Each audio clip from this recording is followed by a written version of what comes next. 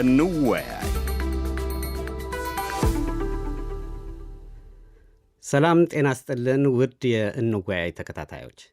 የኢትዮጵያ ፌዴራል መንግስትና የኤርትራ መንግስት ጀምረውት የነበረ ግንኙነት በሻከረበት በአሁኑ ሁኔታ አንዳንድ ለህወሓት ቅርበት አላቸው ተብለው በሚተቹ ግለሰቦች የትግራይና የኤርትራ አዋሳኝ ድንበር ላይ የሚገኙ ህዝቦችን የማቀራረብ እንቅስቃሴ መጀመሩን ሪፖርቶች ያመለክታሉ። የኢትዮጵያ ብሔራዊ ምርጫ ቦርድ ከፓርቲነት የሰረዘው ህወሓት ሊቀመንበር የሆኑት ዶክተር ደብረጽዮን ገብረ ሚካኤል በቅርቡ በተካሄደው የሐውዜን ሰማዕታት ቀን ተገኝተው ካደረጉት ንግግር በኢትዮጵያ ድንበር በሚገኘው የትግራይ አካባቢዎች የተጀመረው የህዝብ ለህዝብ ግንኙነት እንደሚደግፉ ገልጿል። ጠቅላይ ሚኒስትር ዶክተር አብይ አህመድ በበኩላቸው በቅርቡ ከፖለቲካ ፓርቲዎች ተወካዮች ጋር ባካሄዱት ውይይት በህወሓት በኩል ህገ መንግስቱን የሚጥሱ ተግባራት እየተከናወኑ መሆኑን ጠቅሰው የመከላከያ ሰራዊቱ ከዛሬ 4 ዓመት በፊት በነበረበት ሁኔታ ላይ እንዳልሆነ አስጠንቅቋል። አሁን የህዝብ ለህዝብ በሚል የተጀመረው ግንኙነት እስካሁን ባለው ውጤት ከኢትዮጵያ ወደ ኤርትራ ነዳጅን ጨምሮ ሌሎች ሸቀጦች ድንበር ተሻግረው ስለሚሄዱ በትግራይ የሸቀጦች መናር እያስከተለ እንደሆነ አንዳንድ የክልሉ ነዋሪዎች ለዶቼ ቬለ በሰጡት አስተያየት ገልጸዋል። የቀድሞ የትግራይ ጊዜያዊ አስተዳደር ፕሬዝዳንት አቶ ጌታቸው ረዳ በትግራይ ተፈጸሙ ያሏቸው የዘር ማጥፋት ወንጀሎች 70 በመቶ የተፈጸሙት በኤርትራ መንግስት መሆኑን ከዚህ በፊት ገልጸው ነበር።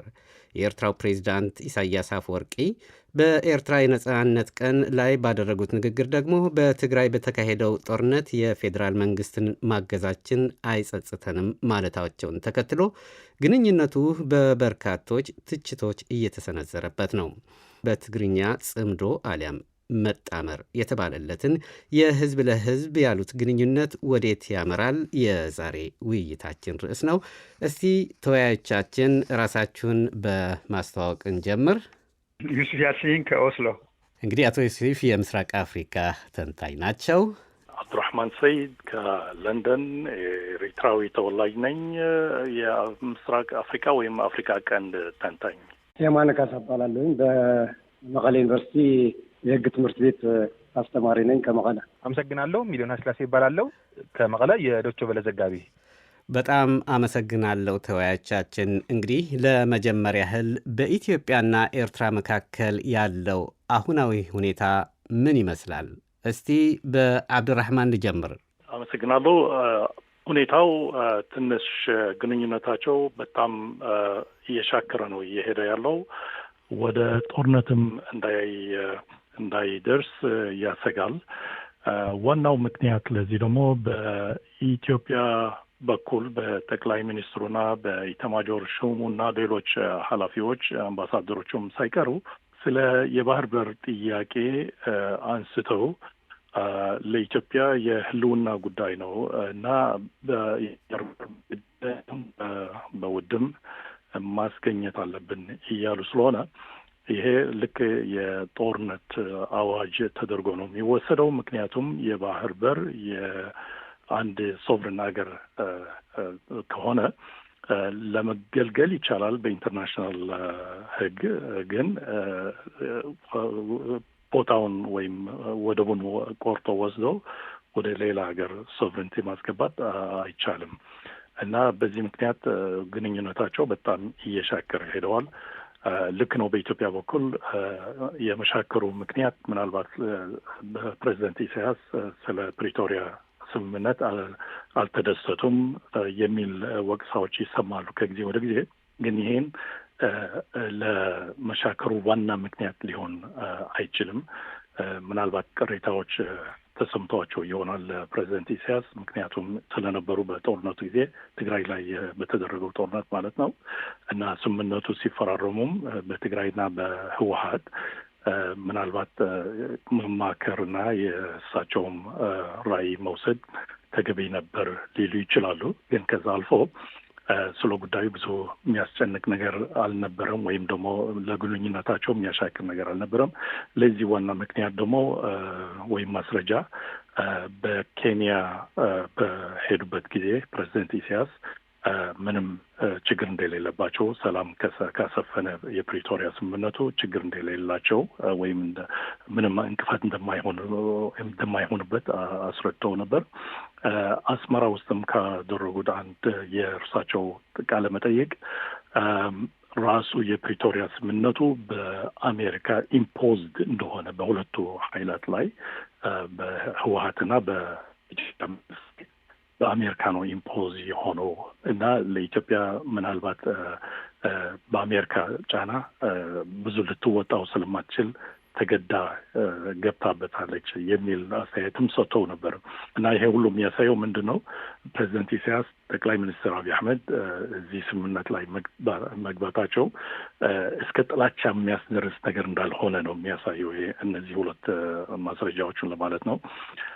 በዚህ ምክንያት በአሁኑ ጊዜ የሚታየው ያለው ከህወሀት መቀራረብ በኤርትራና በህወሀት መቀራረብ ይህን ለጠቅላይ ሚኒስትር አብይ አህመድ ብዙ ስጋት ሊፈጥርበት እንደሚችል በዛውም በኢትዮጵያ ውስጥ ባለው የኢኮኖሚና የጸጥታ ችግሮች ከዛም ለመውጣት ሲል ምናልባት የባህር በር ጉዳይ ለሁሉም ኢትዮጵያኖች በዛ በኩል ሞቢላይዝ ማድረግና ለሱም ለስልጣኑም ትንሽ ጊዜና ሌጂትመሲ ሊሰጠው ይችላል በሚል አስተሳሰብ ሊሆን ይችላል።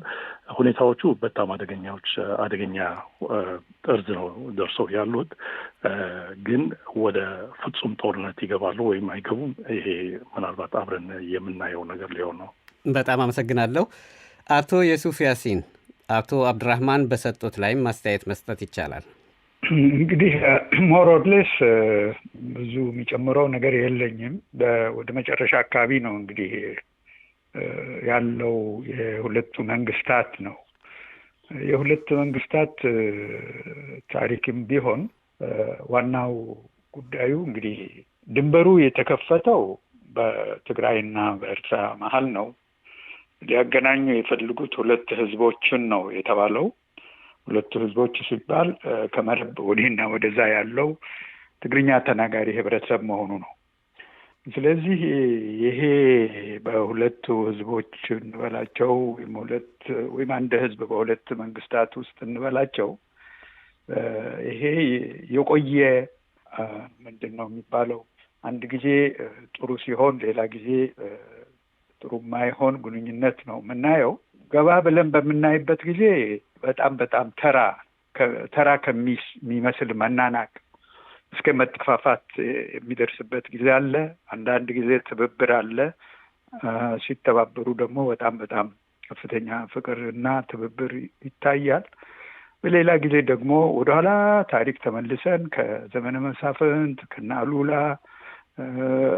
ዘመን ጀምሮ በጣሊያን ማምጣት የአድዋ ጦርነት እና በምኒልክ የዚህ የቦርደሩ መረብ ቦርደር መታወቅ እነዚህ ሁሉ ያለፉበት የጋራ ታሪክ ሆኖ ግን በአንድ በኩል በጣም ቅርብ የሆኑ ሁለት ኦልሞስት አንድ ህዝብ ማለት የሚቻል ደረጃ ነው። አንድ ህዝብ እኔ በምልበት ጊዜ ለአፋሩም ለኩናማውም ለሳሆም እንደ አንድ ህዝብ ነው እርስ በርስ የሚታዩት። ትግርኛ ተናጋሪው ግን አንዱ በጋራ የምንጠራበት አንድ ስም የለም እስከ ማለት ድረስ ይደርሱና ከዛ ደግሞ ቆይቶ ህዝና ህጂ ከሚለው የቃላት ስንጠቃ በላይ ብዙ ልዩነት የለንም ወደ ማለት የሚደርሱበት ስለሆነ ያሁኑ በዚህ በሁለት ህዝቦች መካከል ከፈት ነው የሚሉትን አዲስ ግንኙነትና አዲስ ጽምዶ ወይም ርክክብ እንበለው የእውነት በሁለት ህዝቦች መካከል ሰላም የሚያወርድና ከዚህ በፊት እንደነበረው በሁለት መሪዎች በሁለት ድርጅቶች ማለት የነጻ አውጪ ድርጅቶች ማለት ነው ቲፒኤልኤፍ እና ኢፒኤልኤፍ መካከል ያለ ግንኙነት ሆኖ እንዳይቀርና ይበልጥ ስር የሚሰድ ከሆነ ለአካባቢው ጥሩ ነው፣ ለሌላውም ከዚህ ውጭ ግን የአብይ አህመድ የኢትዮጵያ ፕራይም ሚኒስተር ምንድን ነው የሚባለው ተለዋዋጭ የሆነ ፖለቲካና ለአካባቢውን ጭምር እንግዲህ ችግር ፈጣሪነት እንደ አንድ አስቸጋሪ ካራክተር ሆኖ ስለሚታይ በኤርትራ በኩል እዚህ በቀይ ባህር ጠረፍ ያሉት ሀገሮች ኮሌክቲቭ ሴኩሪቲ በሚለው ስምም ይሁን በትክክል ኢትዮጵያ በዚህ ወደ ባህሩ ጠረፍ መምጣት የሚችለው ከዚህ ካሉት መንግስታት ጋር ካልሆነ በስተቀር በተለይ የፈለገውን ስም ቢሰጥ ከዛ ውጭ ያለውን እንደተባለው የዚህ የሉዓላዊነት ጥሰት ሆኖ ስለሚታይ ትንሽ አሁን ተፈጠረ የሚባለው በዚህ በክልሉ አካባቢ አንዱን ወደ ችግር ውስጥ የማስገባት እንደ ምንድን ነው የሚባለው እንደ ጠላት እንዲታይ እንደ አግሬሽን ጀማሪ እንዲታይ የማድረግና ሂደት ነው የምናየው። በዚህ ሂደት ውስጥ ነው እንግዲህ አሁን መጨረሻ ሲባሉ የነበሩት በዚህ በኩል ሊመጡ ነው፣ እንዳውም ኤርትራ ልትወረን ነው ወይም ከዚህ በፊት ወደ አሰብ እንሄዳለን፣ እንደዚህ የመሳሰሉ ነገሮች የምናያቸው እኔ በአመዛኙ ለጊዜው የአብይ አህመድ ያልተረጋጋ የውጭ ፖሊሲ ነው ባይ ነኝ። አመሰግናለሁ። አቶ የማነ ባልተጠቀሱ ነገሮች ላይ ያለውትን አስተያየት በተለይ አሁናዊ ሁኔታ በሁለቱም ሀገራት መካከል ያለው አሁናዊ ሁኔታ በተመለከተ። ጥሩ። ከኔ በፊት ወንድሞች ያሉት እስማማለሁ። የተወሰነ ለመጨመር ያክል በሁለቱም ሀገሮች ያለው ሁኔታ እንደገለጹት ከኔ በፊት የተናገሩት በጣም መሳሳብ የበዛበት መሳሳብ የከፋ በጣም ወደ መካረር የገባበት ለህዝቡም በተለይ እዚህ ትግራይ ውስጥ ትልቅ ስጋት የፈጠረበት ሁኔታ ነው ያለው። ብዙ አክተሮች ናቸው ያሉት። እንግዲህ ኤርትራ እንደ ሀገር ኢትዮጵያም እና ኤርትራ አሉ። በትግራይ ውስጥም ግንኙነት እያደረገ ያለው በተለይ ህወሓት ደብረጽዮን የሚመራው እና ከሱ የሱፍ ንካቸው ነው ሌላ ኃይል ደግሞ ቀላል የማይባል ደጋፊ ያለው ይህ የተደረገ ያለው ግንኙነት እንደ ስጋት ብቻ ሳይሆን ከዛ ባለፈ ያልተቀደሰ ዓላማ የታሰበ አደገኛ የሆነ አካሄድ እንደሆነ በጠላትነት ደረጃ እስከ መፈረጅ የሚያክል አለና በትግራይ ውስጥም አንድነት የለውም ይህ ጉዳይ ማለት ነው። ስለዚህ በሁለቱ መንግስታት ኤርትራና ኢትዮጵያ ያለው መሳሳብ ከኔ በፊት የተናገሩት እንዳለው ነው። ኢቭን በትግራይ ውስጥም ይህንን ነገር በተመለከተ ግንኙነቱን በተመለከተ ያለው ነገር ጥሩ አይደለም። ስለዚህ የተወሰነ ቡድን ግንኙነቱ እያደረገ ነው። ቁጥሩም ማይናቅ በርከት ያለው በስጋትና ከስጋትም አልፎ በአደገኛ ሁኔታ ሊፈጥር እንደሚችል እየታየ ያለበት ሁኔታ ነው ያለው። ይህን ነው ማለት የሚችለው። አጠቃላይ አሁን ያለው ሁኔታ ትንሽ አንድ ለመጨመር በመግቢያው ላይ ህዝብ ለህዝብ ግንኙነት በተባለው ግን ትንሽ ምናልባት አስተያየት መስጠት ካለብኝ ህዝብ ለህዝብ ግንኙነት ነው ወይ እየተደረገ ያለው የሚለው በጣም አስፈላጊ ይመስለኛል።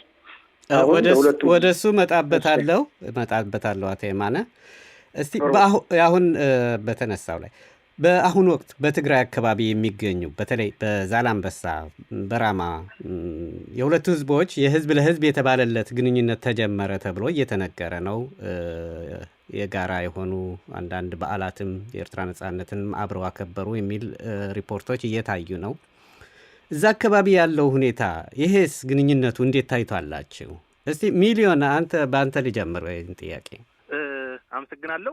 እንደሚታወቀው ያው ይሄ እንደዚህ አይነት ግንኙነቶች ከቅርብ ጊዜ ወዲህ ነው ያው በተለያየ መልኩ እየሰማን የምንገኘው። አስቀድሞ በተለያዩ የማህበራዊ ሚዲያ መንገዶች በአክቲቪስቶች በኤርትራ ታዋቂ የሚባሉ እንግዲህ በትግራይም ተመሳሳይ ታዋቂ በሚባሉ ሰዎች ተነሳሽነት አይነት ነገር ነው ሲደረግ የነበረው።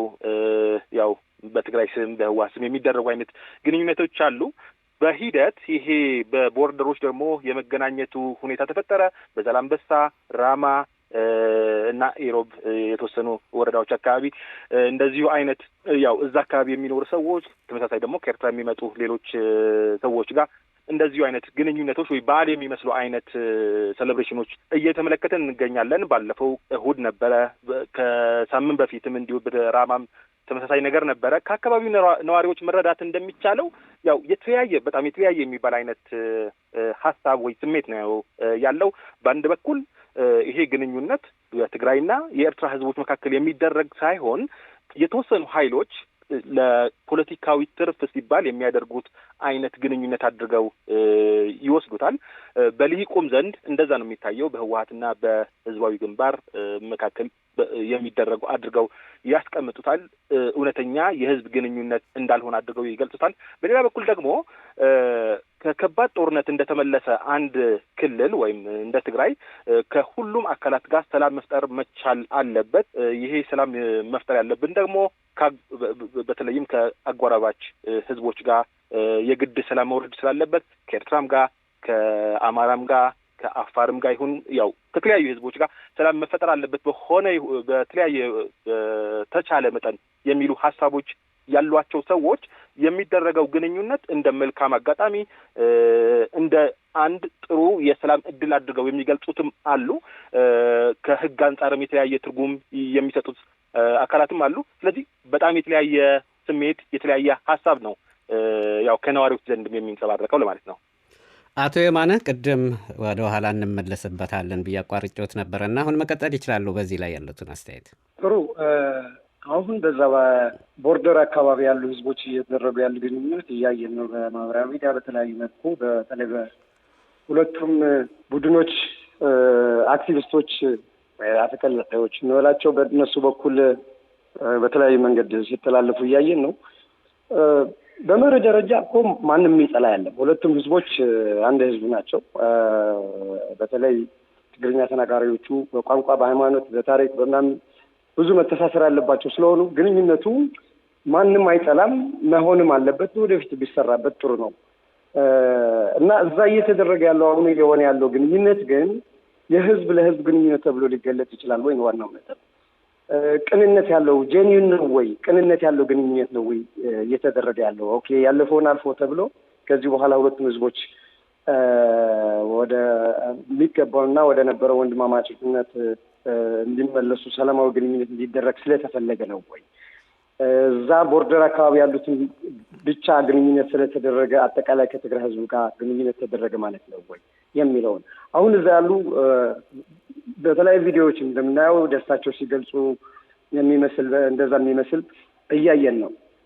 ይሄ ግልጽ ነው። አንድም ተስፋ በሁለት በተለይ ቦርደር ያሉት በቃ አያትና አክስት ማዶ ወንድም እዚህ እንደዚህ በጣም በስጋ ጭምር የተቀራረቡ ስለሆነ ያንን ተመልሶ የመገናኘት ተስፋ ከማድረግ አንጻር፣ ሁለትም በዚህ አጋጣሚ ራሱ ወንድማማቾች ዘመዳሞች የሚገናኙበት እድል ነው። ሁለተኛ ስጋትም ስላለ ስለዚህ በሁለቱም ወገን ተጀምሮ ያለውን ነገር ተስፋው እንዳለ ሆኖ ያንን ተስፋ ግን ከሚገባው በላይ ያው ደስታን የመግለጽ የሚያክል ስለዚህ የተደረገውን ነገር ከመቀበል ውጭ ሌላ አማራጭ የለውም። ምክንያቱም እነዚህ አሁን የጠቀስካቸው ቦታዎች ለምሳሌ በኤርትራ ሰራዊት ቁጥጥር ስር ያሉ ስለሆኑ ምንም አማራጭ የለውም። ያ ጽንዶ የሚለውን በዋናኝነት ፕሮፖጌት የሚደረገው በኤርትራ መንግስት ስለሆነ ማለት ነው። ስለዚህ ዋናው ነገር ግንኙነቱ ቅንነት የጎደለው ነው እንጂ አሁን ወደኋላ ጀስት ለመመለስ ያክል ታስታውስ እንደሆነ አንድ ወር 2 ወር ከጦርነቱ በፊት ድንበሩ ተከፍቶ ነበር። ያኔ የነበረው ደስታ እናስታውሳለን። ጥርጣሬ ግን ነበረ። ጄኒን ነው ግን የምር ይቀጥላል ወይምስ በአቶ ኢሳያስና አቶ አብይ አህመድ ያደርጉት ዶክተር አብይ አህመድ ያደርጉት የነበረውን ግንኙነት የተደበቀ ግንኙነት በትግራይ በኩል በተለይ ትልቅ ጥርጣሬና ስጋት እየፈጠረ ስለነበረ ያ ህዝብ ለህዝብ ህዝቡ ደስታውን የገለጸበት ነገር በጣም ደስ የሚልና ቢቀጥል የሚያስብል ቢሆንም ቅን አይደለም የሚለው መጨረሻውንም ያው እንደተባለው ሁለቱም ህዝቦች እንዲገናኙ የተባለው እንዲጠፋፉ የተደረገበት ሁኔታ ነው የተፈጠረው። ስለዚህ ዋናው ነገር ግንኙነቶች ከዚህም መማር የምንችለው ከባለፈው የቅርብ ታሪክ ነው አይደለም። በኢትዮጵያ ውስጥ ሆነ የኢትዮጵያ መንግስት ወደ ተካረረ ጠላትነት እየሄደ ያለው ግንኙነት ማለት በኢትዮጵያና በኤርትራ ማለት ነው አይደለም። እና በዚህ በክልል ደረጃ ያለ የሆነ ኃይል ግንኙነት ሊያደርግ በዓለም በህግም መብት ያለው ስልጣን የሆነ የፌዴራል መንግስት ያኔ ከጦርነቱ በፊት ግንኙነት ሲያደርግ ራሱ ኮስትን ሲደረግ ነበር፣ እንደተፈራውም ደርሷል። ስለዚህ እኔ በሁለቱም መልኩ ነው ግንኙነቱ ያስፈልጋል። ህዝቡም ከተስፋ ከስጋት ከቤተሰብ ዘመድ ግንኙነት ጋር በተያያዘ ደስ ሊለው ይችላል ኦር ሊቀበለው ይችላል። ነገር ግን ሎንግ ተርም ኢፌክቱ ያለው አይመስለኝም። ምክንያቱም ቅን አይደለም። በዋነኝነት ደግሞ ያው ትግራይ ወደንም ጠላን በኢትዮጵያ የኢትዮጵያ አካል እስከሆነች ድረስ የኢትዮጵያ መንግስት ይህንን ትክክል አይደለም እያለ እየገለጸ ባለበት በግልጽ እየገለጸ ባለበት ትግራይ ለብቻው ብንስማማ እንኳን ሙሉ ትግራይ አንድ ሆኖ ይህን ነገር ቢፈልገው እንኳን አይ ፈልጋለሁ ብለን የምትሄደውን ነገር ዋጋ እንደሚያስከፍል በመርህ ደረጃ ብቻ ሳይሆን ከዚህ በፊት ያጋጠመን ነገርም መረዳት እንችላለን በሚል ነው መግለጽ የምፈልገው።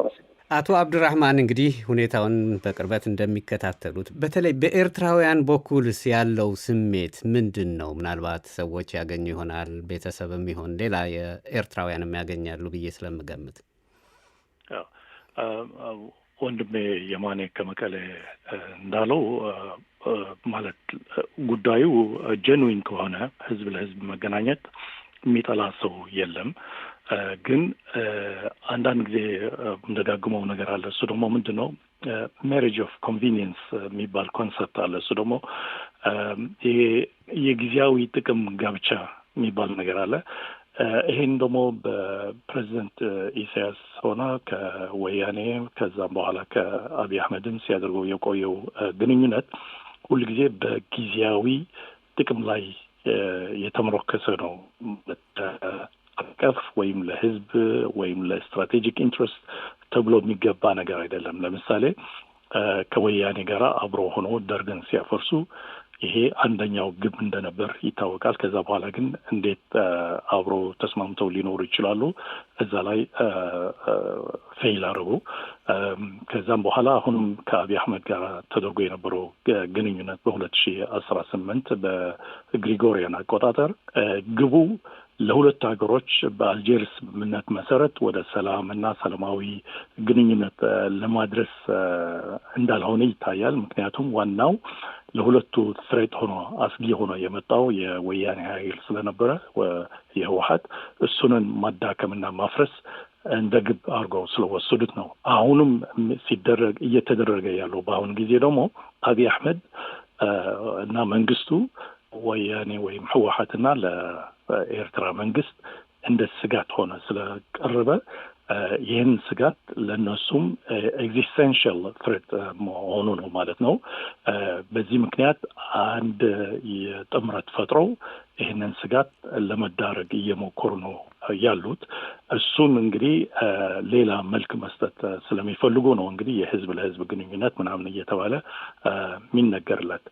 ያም ሆኖ ግን ህዝቦቹ ድንበሮቹ እንደምንለው በፖለቲካል ሳይንስ አርቲፊሻል ናቸው፣ ሰው ሰራሽ ድንበሮች ናቸው። ስለዚህ በኢትዮጵያና በኤርትራ ያለው በኤርትራና በጅቡቲ በኤርትራና በሱዳን በሌላም ያሉት አካባቢዎች ሰው ሰራሽ ድንበር እንደመሆኑ መጠን የባህል መከፋፈል አይታይበትም፣ የማህበረሰባዊ መከፋፈል አይታይበትም። ኢንፋክት በለቅሶም በሰርግም በምናምን እየተገናኙ እየተደራረሱ ሲኖሩ የቆዩ ናቸው እና እንደዛ ሆኖ መቆየቱና መቀጠሉ ምንም ነባራዊ ነው። ሆኖም ግን በህግ መሰረት ደግሞ በኢንተርናሽናል ሎው የድንበሮች የሀገሮች ድንበሮች ደግሞ የመንግስት ሉዓላዊ መንግስታት ኃላፊነት ነው። የአዲስ አበባ መንግስትና የአስመራ መንግስት እንጂ የትግራይ ክልል አስተዳደር መሆን የለበትም። ይሄን ነገር ኮንትሮል እና ማኔጅ ማድረግ ያለበት የድንበሩ ጉዳይ ማለት ነው እና ህዝብ ለህዝብ ለማህበረሰባዊ ለኢኮኖሚያዊም ለሌላ ግንኙነቶች ሊያደርግ ከሆነ በድንበሮቹ አካባቢዎች የዛን እሱን የሚቆጣጠር ኮንትሮል የሚያደርግና እሱንም ማኔጅ የሚያደርግ የግድ በኢትዮጵያ መንግስትና በኤርትራ መንግስታት መካከል ስምምነት መኖር አለበት።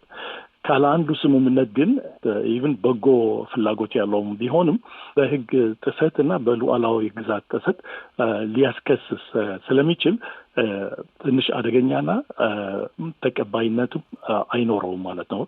አካባቢውም የሚደረግበት ያለው የህዝብ ለህዝብ ግንኙነት ከኢትዮጵያ መንግስት ቁጥጥር ውጭ ነው ያለው። ለምሳሌ በአፋር ክልል በኩል አይደለም፣ ወይም በኡም ሐጀር እና የወልቃይት አካባቢ ክልልም አይደለም። ስለዚህ ከኢትዮጵያ ማዕከላዊ መንግስት ቁጥጥር ውጭ ያለው አካባቢ ስለሆነ ካለ ፍቃዳቸውም ስለሆነ ኤሪትራን ለመክሰስ ለኢትዮጵያ ሌጂትመሲ ይሰጠዋል ማለት ነው። ስለዚህ በዚህ ምክንያት ይህን ለመጨመር ፈልጌ ነው ባለው ንግግር። እንግዲህ ቀጣዩ ጥያቄ ነበር ይሄ ከሉዓላዊነት ጉዳይ ከህግ እንዴት ይታያል የሚለው። በተለይ ይሄ የህዝብ ለህዝብ የተባለው ግንኙነት ከኤርትራ መንግስት ፍቃድ ውጪ ይደረጋል ተብሎ አይታሰብም የሚሉ ወገኖች አሉ። በትግራይ ክልል ያለው የህወሓት ድጋፍ እንዳለው ቀደም ሲልም ተነግረዋል። የውጭ ግንኙነት ስራዎች የፌዴራል መንግስት መሆኑ በህገ መንግስቱ በግልጽ ተደንግጓል። ይህ ከህግ አኳያ እንዴት ነው ይታያል? ወደ አቶ የማነ ልመለስ። ለህግ ባለሙያነቶ ይህ አሁን እየተደረገ ያለው ግንኙነት ከህግ አንጻር እንዴት ነው? ጥሩ፣ ይሄ ግልጽ ነው። አቶ አብዱራህማንም እንዳሉት የአንድ ሀገር ሉዓላዊ ግዛት መግባትም መውጣትም ኢንትሪ ኤንድ ኤግዚት ማለት ነው በሀገሪቱ መንግስት ኮንትሮል ሬጉሌት የሚደረግ። ስለዚህ ያ መንግስት ሳይፈቅድ ልትገባም ልትወጣም የምትችልበት ሁኔታ አይኖርም። ግልጽ ነው።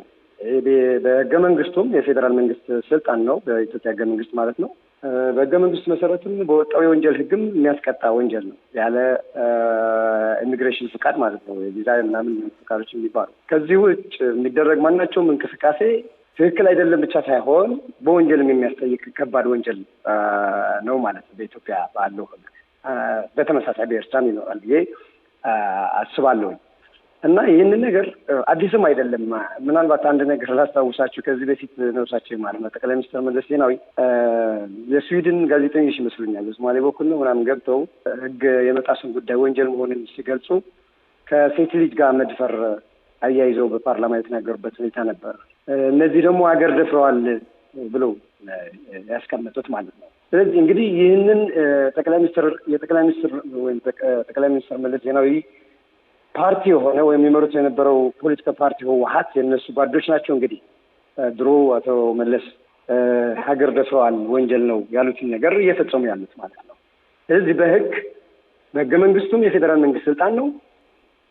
ይህንን አለማድረግ ወይም ይህን ህግ አለማክበር ደግሞ በወንጀል ህጉ በወንጀል የሚያስጠይቅ ከባድ ወንጀል እንደሆነ ተቀምጧል። አሁን በመንግስታቱ አሁን በዚህ በኩል በህወሓት በኩል ያሉ ቡድን ግንኙነት የሚያደርገው ላይ የራሱ የሆነ ከፖለቲካ በተጨማሪ የህግ አንድምታም አለው። ከዛ በተጨማሪም ግን በግለሰቦች አሁን እየተገናኙ ያሉት አሁን ቀደም መግቢያ ላይ እንዳነሳ ነው ህዝብ ለህዝብም እየተገናኘ ነው ያለው። ከዛ በኩል ይመጣሉ፣ ከዚህ በኩል ይመጣሉ። ኦን ዘ ሪከርድ ነው ያለው። ብርሃማን እንዳለው ህዝቦቹ ድሮም ሰላም ሳይሆንም በጋብቻ በምናምን ይገናኛሉ እዛ ድንበር ላይ ያሉት ማለት ነው። ያንን ጀስት በራሳቸው ተፈጥሯዊ በሆነ ሌላ ፖለቲካል እንትን ሳይኖሩ የሚገናኙ ስለሆነ ቶለሬት ያደርገዋል። እንዲህ ፖለቲካል ዓላማ በያዘ በተለይ በዛኛው ደግሞ መንግስት የሆነና ከኢትዮጵያ መንግስት ላይ ትልቅ መካረር ላይ ያለ በእነሱም የታጀበ ፕሮፖጌት በሚደረግ ግንኙነት ላይ የሚሳተፉ እነዚህ ንጹሐን ዜጎችም የወንጀል ህጉ ቪክቲምስ ሊሆኑ የሚችልበት እድል እየተፈጠረ ነው። ያው ምናልባት ሰምታችሁ ከሆነ በዚህ በትግራይ በኩል ካሉት አክቲቪስቶች በዚህ ተጠርጥሮ የታሰሩ እና በነበረው ጫና ምክንያት የተፈቱ አክቲቪስት እንደነበሩም እናስታውሳለን። በህግ የሚያስጠይቅ ነው። አሁን ባለው ሁኔታ ያንን ነገር ማድረግ ይቻላል። የፕራክቲካቢሊቲ ጉዳይ ሌላ ነው። ግን በህግ ግልጽና ግልጽ ምንም የሚያወላዳ ነገር የሌለው ህግ የሚጥስ ነው። በአጠቃላይ ከህገ መንግስቱ ከወንጀል ህጉ በተጨማሪም የፕሪቶሪያ ስምምነቱም የሚጥስ ነው የሚሆነው። እዚህ ላይ ማንሳት የሚገባ በግልጽ ምን ይላል እንግዲህ ሰሴሽን ኦፍ ሆስቲሊቲስ አግሪመንት ነው የምንለው የስምምነቱ ስያሜ ነው። ሆስታይል የሆነ ኢንክሉዲንግ ሆስታይል ፕሮፓጋንዳም ጭምር ነው የሚከለክለው ያ የፕሪቶሪያ ስምምነት ማለት ነው። ስለዚህ አሁን የተደረጉ ያሉት ፕሮፓጋንዳዎች ሆስታይል ፕሮፓጋንዳስ ናቸው። ለምሳሌ ከቲፒኤልኤፍ አንጻር ስናየው ማለት ነው ያ ራሱ የፕሪቶሪያ ስምምነት ጥሰት ነው። በኢትዮጵያ መንግስት ብቻ ሳይሆን በዓለም አቀፍ ፋክተሮችም የራሱ የሆነ ራሚፊኬሽን ወይም ትርጉም አንድምታ አለው ብዬ አስባለሁ። ከዛ በተጨማሪ አግሪመንቱ ላይ ስምምነቱ ላይ በግልጽ የህወሓት ግዴታ አድርጎ ያስቀመጠው ከማናቸውም የውጭ ኃይሎች ምናምን ግንኙነት ማድረግ አይቻልም የሚል በግልጽ የተቀመጠ አለ። ስለዚህ ይህንም እየተጻፈ ነው ያለው ሰው ህገ መንግስቱ የወንጀል ህጉ ያው የነበሩት ኖርማል ህጎቹን ብቻ ሳይሆን ጦርነቱን ተከትሎ አሁን ያለው ነባራውን ሁኔታ አድረስ ለማድረግ ኢምፖርታንት የሆነው የፕሪቶሪያ ስምምነትን ጭምር የሚጥስ ስለሆነ ፌዴራል መንግስት የኤርትራ መንግስትን በዓለም አቀፍ መድረኮችን የመክሰስ በዚህ በኩል በትግራይ በኩል ያሉትን ደግሞ በአገሪቱ ሕግ የመክሰስ ተጠያቂ ማድረግ ከዚህም አልፎ ፖለቲካሊ የራሱ የሆነ አሁን ብዙ ያልተፈቱ የፖለቲካ ጥያቄዎች አሉን የፕሪቶሪያ ስምምነቱን ከመፈጸም አንጻር የኢትዮጵያ መንግስትም ይህንን ነገር እንደ አንድ ምክንያት ጀስቲፊኬሽን የፕሪቶሪያ ስምምነቱን ላለመፈጸሙ ያለው ኮሚትመንት ላለመፈጸሙም እንደ ምክንያት ሆኖ ሊጠቀምበት ይችላል።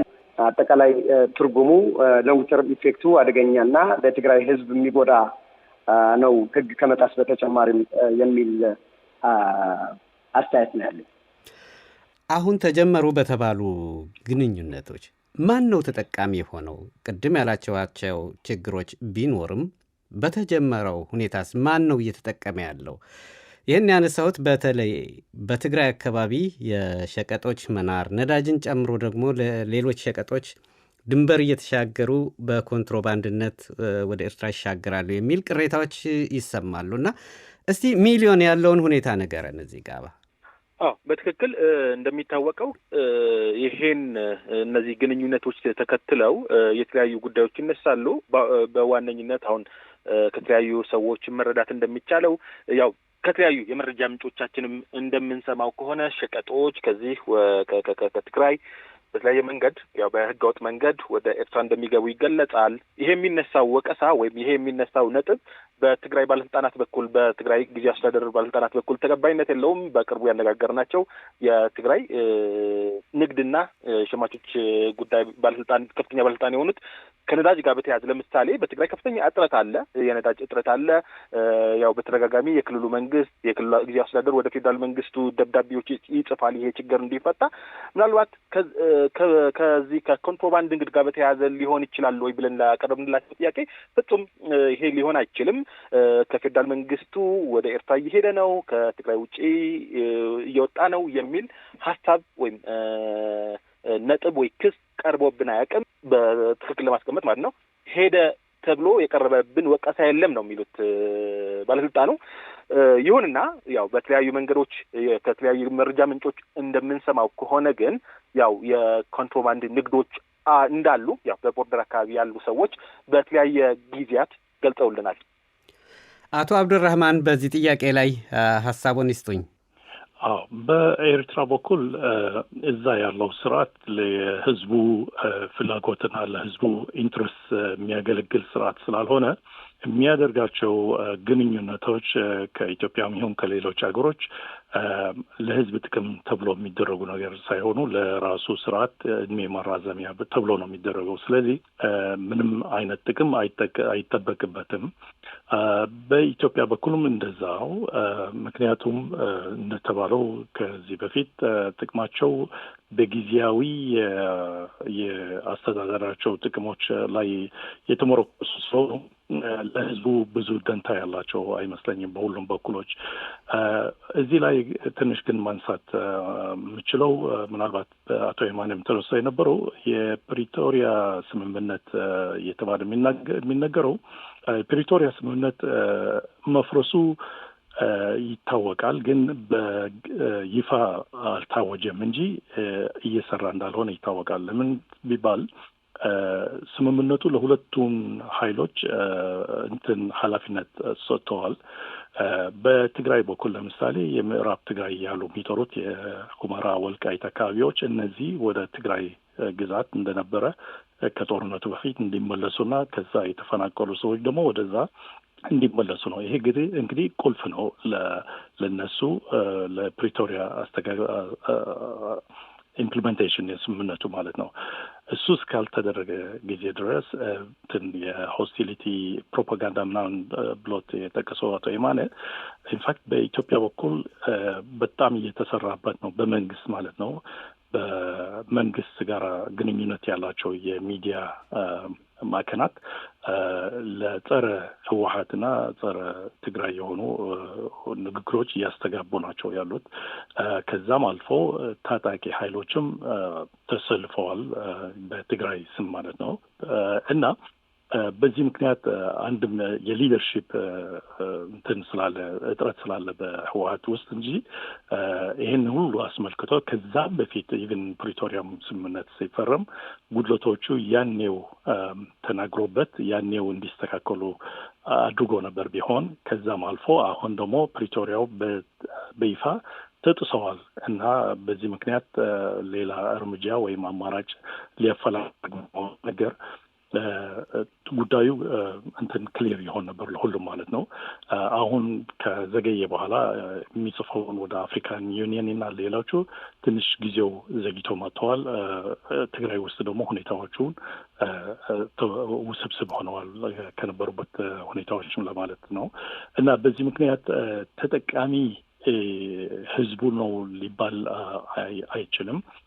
ስርዓቶቹ ግን በደንብ ይጠቀማሉ። ለምሳሌ በህወሓት በኩል በኢትዮጵያ የተዘጋባቸው የቁሳቁስ መመላለስ እና ኢቭን መሳሪያም ሌላም በኤርትራ በኩል ሊገባላቸው ይቻላል ማለት ከዝግነት አልተዘጉም ማለት ነው። አንድ ክፍት ቦታ አላቸው፣ በዛ መንቀሳቀስ የሚችሉት። የወልቃይትና ሁመራ በተለይ በኢትዮጵያ አዲስ አበባ መንግስት ፌዴራል መንግስት ማለት ነው ይሄን ነገር ሪዞልቭ እንዳያደርጉት ትንሽ ሄዚቴት ሊያደርጉትን የሚያደርጋቸው ከሱዳን ጋር ያለው ቦርደርና በሱዳን በኩል አድርጎ ሊገባላቸው የሚችል የትጥቅ ኃይልና ከዛም በላይ ከ20 ሺህ የሚሆኑ ታጣቂዎች እዛ የህወሓት ታጣቂዎች እዛ እንዳሉ ስለሚገመት እነሱም በዛ ገብተው ለህወሓት ወታደራዊ አቋም ሊያጠናክሩች ይችላል ከሚል ስጋትና ሌሎቹ ደግሞ ኦፍ ኮርስ የማንነት ጥያቄና ሌላ የሚነሱም አሉ በወልቃይቶቹና በአማራዎቹ። እነዚህ ነገሮች ሁሉም ስለሚያሰጓቸው ነው የዚህን ጉዳይ ተንጠልጥሎ እንዲቆይ እስካሁን አድርገውት ያሉት ማለት ነው። በኤርትራን በኩል እንዳልኩት በኢትዮጵያ መንግስት ሊመጣባቸው የሚችለው የሆነ አይነት ጥቃት ኢትዮጵያ ውስጥ ካሉት ኃይሎች ጋር ተባብረው ሊመክቱትና ሊያሸንፉት እንዲፈልጉ ምንም እንትን የለውም። ግን ይህን ቢሆን ጥቅሙ ለስርዓቶቹና ጊዜያዊ መሆኑን ብቻ ለማረጋገጥ ነው። በጣም አመሰግናለሁ። እንግዲህ የተፈቀደልኝ ጊዜ እያለቀ መሆኑን ቴክኒሻናችን እየነገረኝ ነውና የተለያየ ያዝኳቸው ጥያቄዎችም ለማጠፍ ተገድጃለሁ። ይሄ አሁን ተጀመረ የተባለው የህዝብ ለህዝብ የተባለው ግንኙነት ወዴት ሊያመራ ይችላል? እንደ ማጠቃለያ ሀሳብስ ምን መደረግ አለበት የሚለው አጠር አጠር እያደረጋችሁ በአቶ ዩሱፍ ያሲን ልጀምር። እንግዲህ ይሄ ያለው ግንኙነት አብኖርማል ነው።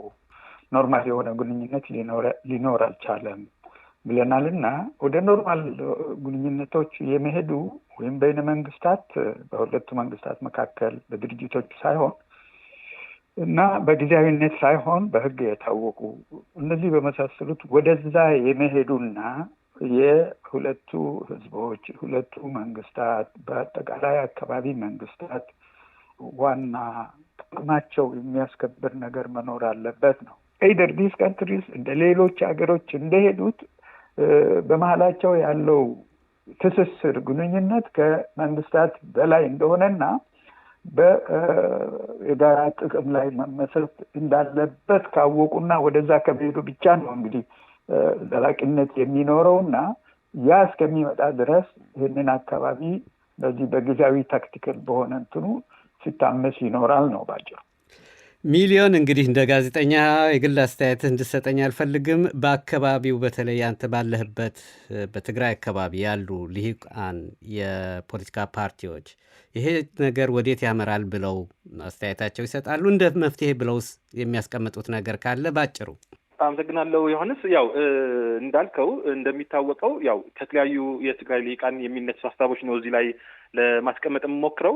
በተለይም በዚህ ከህወሓት ውጭ ያሉ ተቃዋሚ ፓርቲዎች በአብዛኛው ይሄ ግንኙነት ያልተቀደሰ መርህ አልባ ብለው ነው የሚገልጹት። ምናልባት ይሄ የፕሪቶሪያ ውልን አደጋ ውስጥ ከቶ መልሶ ወደ ጦርነት አዙሪት እንዳያስገባን ብሎ በተደጋጋሚ ያው ስጋታቸው ሲገልጹ ይታያል። ከዛም ባለፈ ከዚህ ከልሂቃኑ ባለፈ ደግሞ በህዝቡ ዘንድም እንደዚህ አይነት ተመሳሳይ ሀሳቦች በአንድ በኩል ይንጸባረቃል። በሌላ በኩል ደግሞ ያው ለህወሓት ቅርበት ያላቸው ደግሞ ያው እንደ መልካም እድል የሚመለከቱበት አጋጣሚም ይስተዋላል ብዬ ማስቀመጥ እችላለሁ። አቶ አብዱራህማን የማጠቃለያ ሀሳቡን እንደ መፍትሄ አንደኛው በኤርትራ በኩል ሕግ ማክበር የኢትዮጵያ ሉዓላዊነት ማክበር ግዴታ ነው እና የሚያደርገው የሆነ አይነት ግንኙነት ከክልሎች ጋር ይሁን ከብሔረሰቦች ይሄን ነገር በግምት ላይ ማስገባት እንዳለባቸው ይሄ ሊጠቅም ይችላል። በኢትዮጵያ በኩል ደግሞ እንደዛው የኤርትራን ሉዓላዊነት እና የሌሎቹ የኢትዮጵያ ጎረባች ሀገሮች ሉዓላዊነት ማክበር እንዳለባቸው ጉዳዮቹን ካሉም በሰላማዊ መንገድና በነባራዊ መንገድ ከመንግስታት ጋር ተስማምቶ የሚደረስበት ይሆናል። የሶማሌላንድ ችግር ሁላችንም እናስታውሰዋለን። አሁንም የሚደረገው ያለው ስለ አሰብ ጉዳይ እንደዛው በኤርትራኖቹ እንደ ቁስል መንካት ነው። ምክንያቱም አሰብ ሲባል አንድ የኤርትራ ኮር ለዛ ሲባል ነው ይሄ ሁሉ መስዋዕትነት የተከፈለው እና እዛ ላይ ደግሞ ቁስሉን ማከክ አደገኛ መሆኑን ነው። ከሁለቱ መንግስታት እንግዲህ እንደዚህ አይነት ኃላፊነት የተሰማው ንግግሮች እና ፖሊሲዎች ቢከተሉ እሱ ነው መፍትሄው። አለበለዚያ ግን ሁኔታዎቹ ትንሽ ወደ አልተፈለገ ጦርነቶች ሊገቡ ይችላሉ። አመሰግናለሁ። አቶ የማነ ጥሩ ወዴት ሊያመራ ይችላል የሚለው ግልጽ ነው። ይህ ግንኙነት መጀመሪያ ቅንነት የሌለው ግንኙነት ነው። የጠላት ጠላት ወዳጄ ነው እንደሚባለው እየተደረገ ያለው ግንኙነት ነው። ስለዚህ መጨረሻው ጥሩ ሊሆን አይችልም። በዚህ ባለበት ከቀጠለ ግልጽ ነው። ህግም ፖለቲካ በህግም ያስጠይቃል፣ በፖለቲካም ብለናል። ስለዚህ ምን ሊሆን ይችላል? መግቢያ ላይ በፌዴራል መንግስት በኩል መግቢያ ላይ እንዳቀረብኩልንም ጠቅላይ ሚኒስትሩ በቅርብ ለፓርቲዎች እንደተናገሩት ተመልሶ ወደ ሌላ ጦርነት ሪላፕስ የማድረግ ወይም እድል ሊፈጥር ይችላል። እየተካረረ ነው ያለው። ወደዛም ነው የሚመስለው። ይህ ጦርነት ደግሞ በኢትዮጵያና በኤርትራ አስተላለፉ ራሱ በጣም አስቸጋሪ ሊያደርገው ይችላል። በኢትዮጵያና ኤርትራ ተብሎ የሚገለጽ ብቻ አይደለም። በኢትዮጵያ ውስጥም የትግራይ አሁን ግንኙነት እያደረገ ያለው ህወሀት ራሱ በሁለት የተከፈለ ሌላ አለ ከፌዴራል መንግስት ጋር የሚሰራ የሚባለው። ስለዚህ ኢትዮጵያና ኤርትራ ብቻ ሳይሆን ወዝን በትግራይ ውስጥም የእርስ በርስ የሆነ ችግሮች፣ ግጭቶች ሊያስከትል የሚችል በጣም በእንቅርት ላይ ጆሮ ደግፍ እንደሚባለው በትግራይ ህዝብ ላይ የባሰ ችግር በተለይ ሊያመጣ ይችላል የሚል እንትን ነው ያለኝ። ምን መደረግ አለበት የሚለውን ኦፍኮርስ በቲፒኤልኤፍ በኩል እኔ በኤርትራ ሳይድ ያለው እኔ እንዲህ መደረግ አለበት ማለት አልፈልግም። በዚህ በኩል ግን በቲፒኤልኤፍ በኩል መቆጠብ ነው። ህግን በኢትዮጵያ ውስጥ ነው ያለ ነው። ወደንም ጠላንም የኢትዮጵያ ተቋማትና ህጎችን በዛ መሰረት አድርገን ነው ያሉን ጥያቄዎችን መመለስ ያለብን። ስለዚህ ግንኙነቱን የሀገሪቱን ህገ መንግስት እና ሌሎች ህጎችን ፕሪቶሪያ ስምምነት የጣሰ ስለሆነ መቆጠብ። ስለዚህ ይህን በመቆጠብ ትግራይ ውስጥ ያሉ ትልቅ ጥያቄዎች አሉ። ሁሉም ህዝብ የሚያስማሙ ጥያቄዎች አሉ። ከፌዴራል መንግስት የሚፈልጋቸው ነገሮች አሉ። እዛ ላይ አንዱ ሆኖ የቡድናዊ ኢንትረስቱን ወይም ፍላጎትን ትቶ እንደ ህዝብ እንደ ትግራይ ወደ አንድ የሚመጣበት ሁኔታ እንዲያስብ እዛ ላይ ትኩረት እንዲያደርግ የሚል ነው። በፌዴራል መንግስት በኩል እዚህ ላይ ቅድም እስማማለሁ አቶ አብዱራህማን እንዳሉት የፕሪቶሪያ ስምምነት ሁለቱም አካላት ጥሰውታል። በተለይ ፌዴራል መንግስት ማለት ነው። ከፕሮፓጋንዳ አልፈው በግልጽ የተቀመጡት ግዴታዎችን እየተወጣ አይደለም። ነገር ግን በፕሪቶሪያ ስምምነት የፌዴራል መንግስት ግዴታዎች የሆኑትን አለመፈጸማቸው ቲፒኤልኤፍን እንደ ፕሌይንግ ካርድ ፎር ፖለቲካል ጋምብሊንግ አሁን እየተደረጉ ያሉ የፖለቲካ ቁማሮች በህዝቡ ዘንድ መወናበድ እንዲፈጠሩ የሚያስችሉችን ለምሳሌ የትግራይ ሉዓላዊ ግዛትን የመመለስ ተፈናቃዮችን ወደ ቦታቸው የመመለስ ጉዳዮችን የፌዴራል መንግስት ኦብሊጌሽንስ ናቸው። እነዚህ አለመወጣት ለቲፒኤልኤፍ መጫወቻ ካርድ መስጠት ነው እና ህዝቡም ይህንን ቢመለስለት ቲፒኤልኤፍ ላይ ጫና መፍጠር የሚችልበት እድል ህዝቡ ስንል የተደራጀም ባልተደራጀም ተቃዋሚ ፓርቲዎችም ሌላ ማስቻል ይቻላል። ስለዚህ የፌዴራል መንግስት በትግራይ ያሉ ጥያቄዎች በተለይ የፕሪቶሪያ ስምምነት ጋር በተያያዘ ያነሷቸው ነገሮችን በመፈጸም ያንን ነገር እንዲረግብ ማድረግ የሚቻልበት ሁኔታ ያስፈልጋል። ሌላ በፌዴራል መንግስት አሁንም በተለያዩ ቀደም ሲልም አሁን በቅርብ ከፓርቲዎች ጋር በተያያዘ ይህ አንድ ቡድን ከኤርትራ መንግስት ጋር ግንኙነት እያደረገ በሚል በትግራይ ህዝብ ላይ ወይ ህዝቡን የሚጎዱ ነገሮችን እናያለን። ለምሳሌ ባለፈው የሸቀጦችን መከልከል ኮንትሮባንድ ካለ የፌዴራል መንግስት ገብቶ ኮንትሮባንድን መቆጣጠር እንጂ ህዝቡን በማይመለከተው ጉዳይ ማግኘት ያለበትን ሸቀጦችን መከልከል በህግም በሰብአዊነትም በምክንያታዊነትም ቅቡልነት የለውም። ስለዚህ አንዱ ቡድን ባጠፋ ህዝቡ አብሮ ተወቀጥ አይነት ነገር በፌዴራል መንግስት ያለው አካሄድ ወይም እንደዛ ምልክቶች፣ ንግግሮችም ጥሩ አይደሉም። እነዚህ ራሱ ተመልሶ ህዝቡ ግንኙነት እያደረገ ያለው ቲፒኤልኤፍ እሱ ጋር እንዲወሸቅ የሚያደርግም ስለሆነ ህዝቡን ባላሰበው መጉዳት በችግሩ ላይ ሌላ ተጨማሪ ችግር ይገባኛል። የፌዴራል መንግስት ለትግራይ ህዝብ ያስባል ብዬ አላስብም። ሰላም ከተፈለገ ግን ያ ግዴታውን መፈጸም መወጣት ያለበት ብዬ እናለው። አመሰግናለሁ። የምስራቅ አፍሪካ የፖለቲካ ተንታኞች አቶ አብዱራህማን ሰይድ፣ አቶ ዩሱፍ ያሲን እንዲሁም የህግ ባለሙያ አቶ የማነ ካሳ፣ የዶቼ ቬለ የመቀለ ዘጋቢያችን ሚሊዮን ኃይለስላሴ በዚህ ውይይት ላደረጋችሁ ተሳትፎ በአድማጮች ስም አመሰግናለሁ። ዮሐንስ ገብረ እግዚአብሔር ነበርኩ። በሰላም እደሩም።